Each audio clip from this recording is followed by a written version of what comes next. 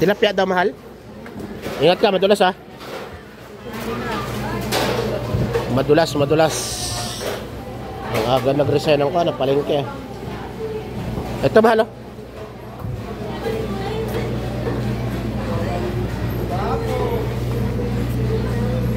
Hello. Kabili. Ayan, saktuhan lang. Ito mga ganito, saktuhan lang. Wala naman maliliit eh.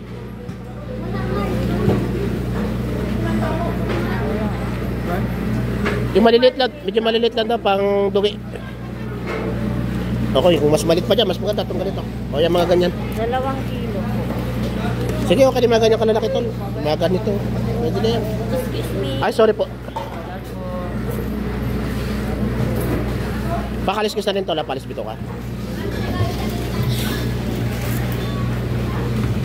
So, sarap. Masarap yan. Yan, tuna. Pang sashimi.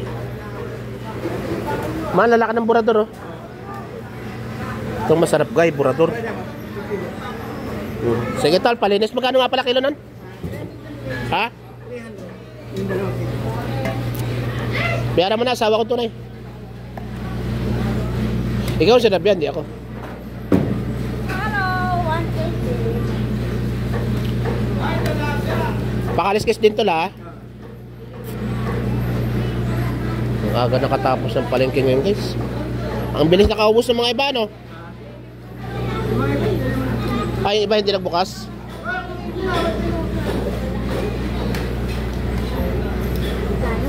$300, $150 sa kilo. Bakit $600 yan? Ay, akala ko 300 ang kilo. Ano yan, kuan? Yellow pin? Pagkarinig ko 300, ay 2 kilo, di 600, di ba?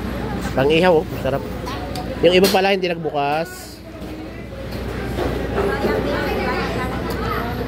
Kasi minsan punong-puno ito. Mapakapihit mo nga yung tubig ko. Sayang, ikot ng tapon ng tapon. No?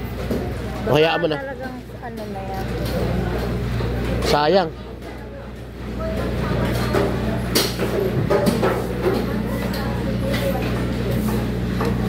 Na-off. Kawawa naman yung may-ari ng tubig na yun eh. Ayan guys, ebidensya ko ano, yellow pin oh. Mas mahal ba mas mahal yung blue pin ano? Yung blue pin? Mas mura yun. Ha, mas mura yun? Oo. Ganito yung hinuhuli namin nung asawa kong tunay no? Doon sa labas, araw naman ng palengke, baka may makita tayo. Meron tayo bumili na walang kaliskis.